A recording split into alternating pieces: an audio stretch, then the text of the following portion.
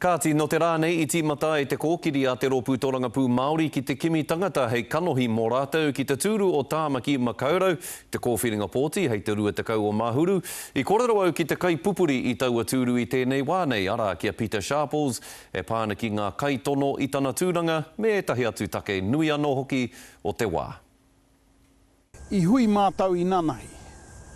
Ka tīmata o mātau ki te whakapānuhia te kaupapa, kia taia e te tahi mema hou ki te tono mai. Mai I tērā ka whiriwhiri ngā kai tono, ka tū rātou ki te kōrero ki te menenga, mā tēnā ka whiriwhiri e te tahi rōpū o mātou nei o Tāmaki Makaurau, mā wai e tū hei māngai mō tēnei tūru. E Pita, ko etahi o ngā kai tono kāre e tino mōhiotia ana. Kei te māharahara koe kei riro I tētahi o era momo tō tūranga ki Tāmaki Makaurau? E pērā ana I roto I ngā rohe katoa I roto I te ao Māori. Engari, kei te mōhela tau ki e nei tokoturu anaki I tēnei wā. Ko te tahi he minita he te hira mahi ana I roto I te rangatahi, kapahaka, hāhi me rātu. Ko Rangi McLean, ko ia te tahi tino rōlau e kōrero mō ngā Māori I Tāmaki Makaurau nei, aha ko no tuhoe ia. Me Bronwyn Yates, ko nā te kai arahi o te rōpū literacy Aotearoa o Aotearoa nei.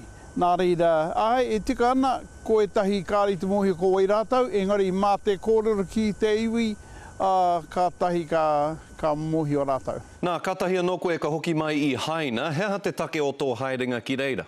Ko te tino take o taku haerenga ki haina I tēnei wā, kia whakakotahi ai, Māori, ngā tikanga Māori, me ngā tikanga haina, kia noho pai enei whenua, enei kawanatanga, kia noho pai rātau mo te hoko taonga, me e rātu painga mo tō tātou whenua I Aotearoa nei.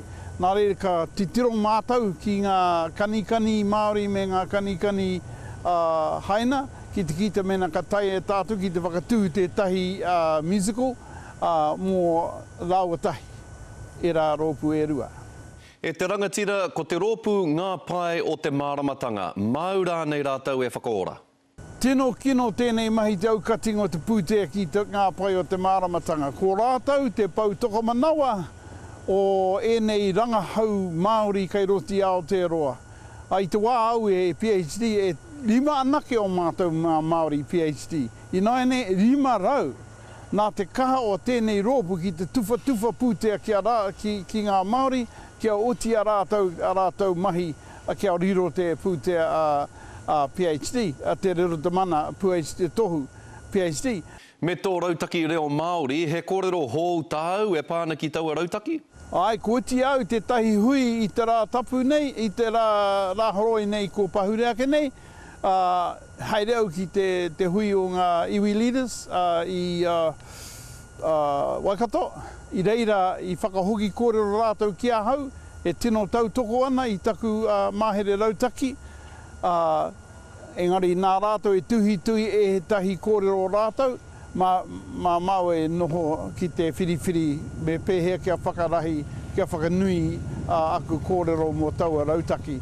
Engari tino hari ko ahau I kaha rātou ki te tautoko.